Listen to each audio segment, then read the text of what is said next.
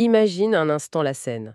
C'est un après-midi, tout ce qu'il y a de plus banal. La file d'attente s'étire dans une petite épicerie de Chinatown, en plein cœur de San Francisco. Ouais, le genre d'endroit où on fait ses courses sans faire attention à personne, en fait. Exactement.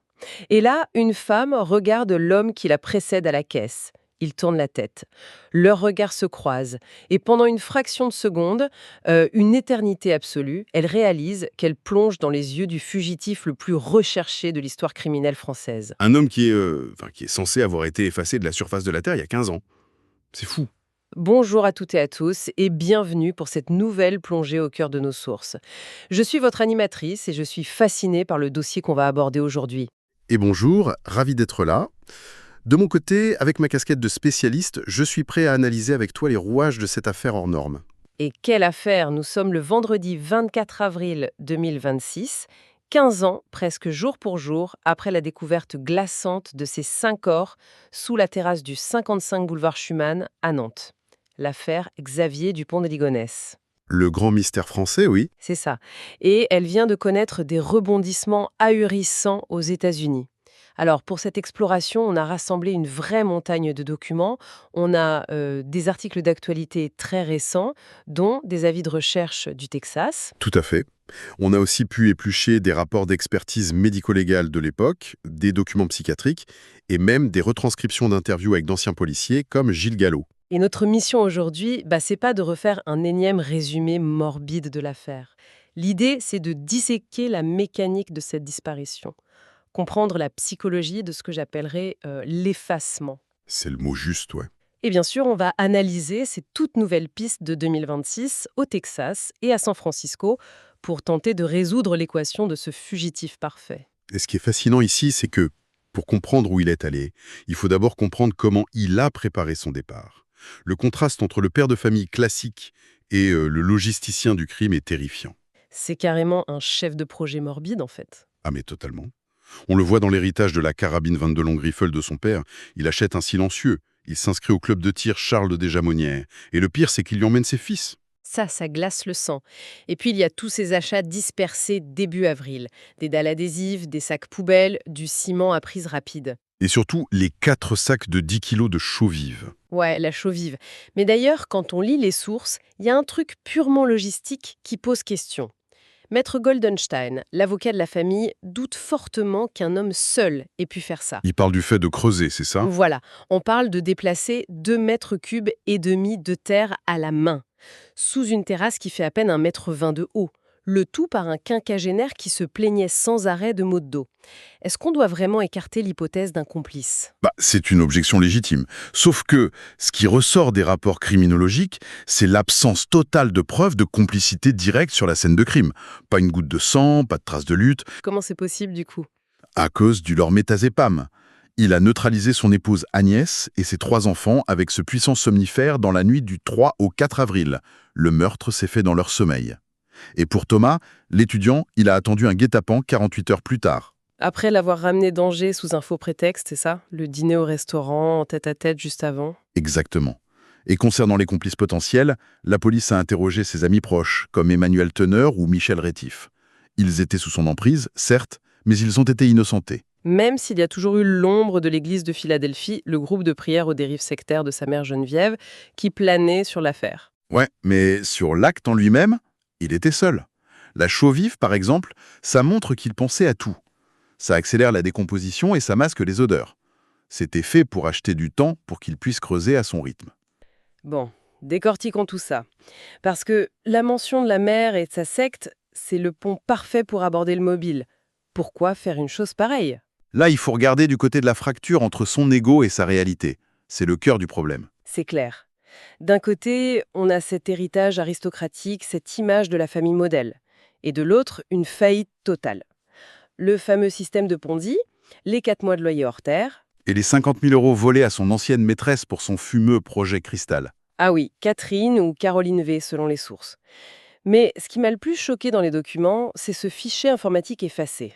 Ah, le tableau Excel. Mais oui, les enquêteurs l'ont retrouvé, le mec calculait au centime près ce que lui coûtaient ses enfants. Genre, pour Arthur, le total affichait 100 600 €. C'est glaçant d'en arriver là. C'est la réification absolue. Pour l'expert psychiatre, le docteur Daniel Zaglui, ça rejoint la théorie du suicide altruiste. C'est-à-dire? Eh bien, avec l'emprise mystique de sa mère et son catéchisme un peu sectaire, Xavier se sentait comme un élu. Il avait un destin grandiose. Zaguri suggère qu'il a commis un pseudo-sacrifice pour épargner à sa famille la honte d'une déchéance publique.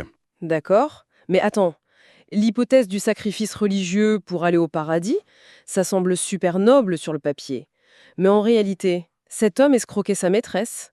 Il passait ses nuits à créer des profils mystères pour noter des hôtels, C'est vrai que le contraste est frappant.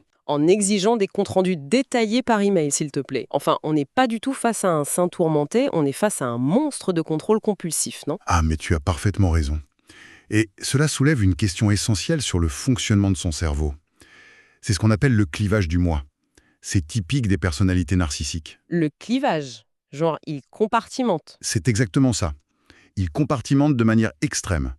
Il est capable d'être le père aimant au restaurant avec Thomas, le soir du meurtre, tout en sachant pertinemment que le ciment et la chaux l'attendent dans le coffre. Waouh. Pour lui, les deux réalités coexistent sans se toucher. Il ne ressent pas l'horreur de ce qu'il va faire. Et c'est là que ça devient vraiment intéressant. S'il contrôlait tout à ce point, comment il a organisé sa sortie de scène? Parce que c'est le clou du spectacle, si j'ose dire. La fameuse création du brouillard. L'enfumage total. Bah oui, le 11 avril 2011, il envoie cette lettre dactylographiée délirante à ses proches. Il prétend avoir été exfiltré par la DEA, l'agence antidrogue américaine, sous une fausse identité. Et aux écoles, il parle d'une mutation en Australie. Et ça a marché.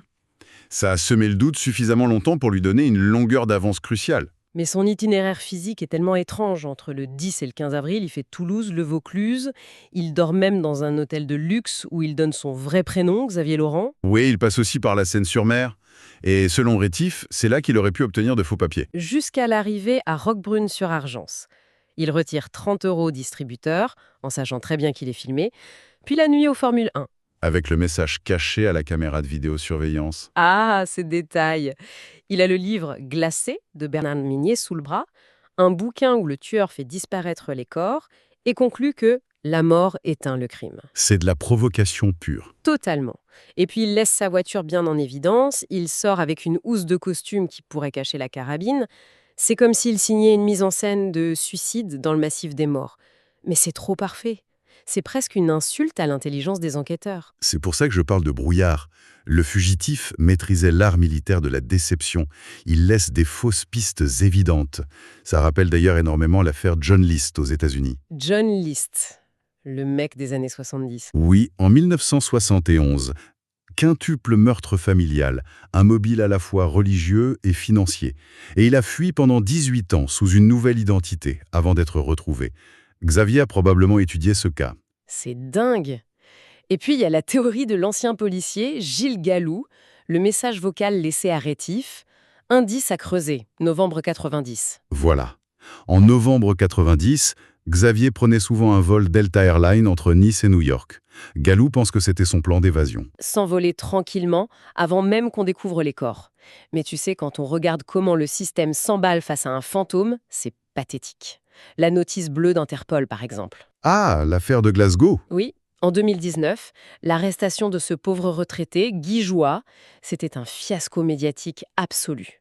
Ça prouve que les autorités perdaient la tête. Ça prouve surtout qu'il a réussi à s'effacer totalement.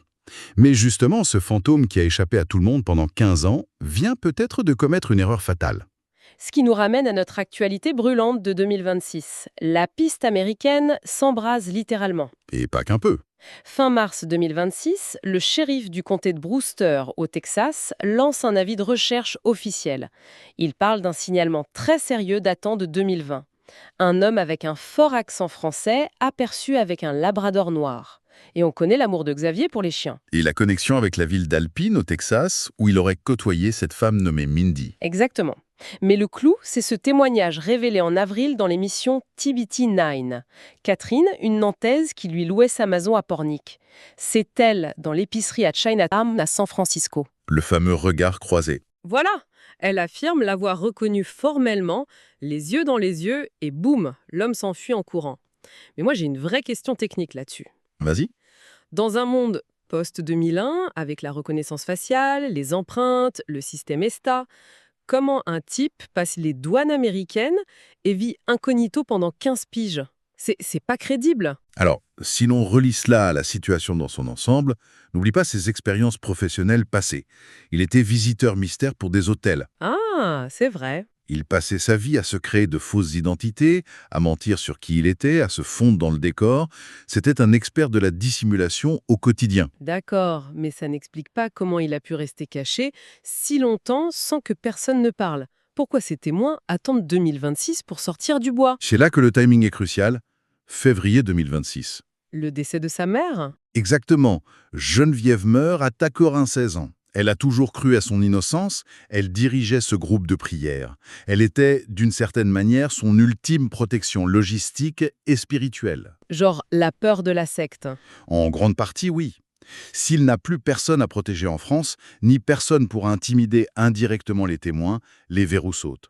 Des gens comme Catherine, qui avaient peur des médias ou des répercussions, se sentent enfin libres de parler. C'est fascinant. L'emprise de cette mère aura duré jusqu'à sa mort. Ouais, un bouclier qui tombe 15 ans plus tard. Au final, quand on prend un peu de recul sur tout ça, cette affaire nous fascine autant parce qu'elle ébranle notre confiance fondamentale. Xavier, c'était le voisin parfait, courtois, bon chrétien, la vitrine sociale par excellence. C'est ce qui fait le plus peur. Ouais. La leçon terrifiante, c'est de voir avec quelle facilité cette vitrine peut dissimuler le chaos le plus absolu. C'est pour ça qu'il est crucial de repérer les dissonances, comme ces mensonges financiers à répétition dans un monde où tout est axé sur l'apparence. Complètement. C'est le vernis qui craque. Alors qu'est-ce que tout ça signifie au fond? Quand on y pense, Xavier a tué sa famille par pure fierté narcissique. Il refusait le déclassement. Il refusait l'humiliation d'être vu comme un raté. Il voulait rester au sommet de son illusion. Mais si sa fuite a réussi, ça veut dire quoi aujourd'hui? Ça veut dire qu'il est condamné à vivre sous de faux noms, à raser les murs, peut-être à faire la plonge dans un resto minable ou à se cacher dans le désert texan. C'est vrai que la chute est vertigineuse. Le châtiment ultime d'un ego aussi démesuré, c'est pas d'être en prison. C'est exactement ce qu'il vit depuis 15 ans. Il a effacé sa propre existence pour devenir le moins que rien qu'il redoutait tant d'être. Une vraie ironie du sort, non? Une prison qu'il a lui-même construite. Une pensée à méditer pour clore notre analyse. Merci de m'avoir accompagné aujourd'hui pour décortiquer ce dossier incroyable. C'était un plaisir. Merci à toi. On se retrouve très vite pour une nouvelle exploration. Gardez l'œil ouvert.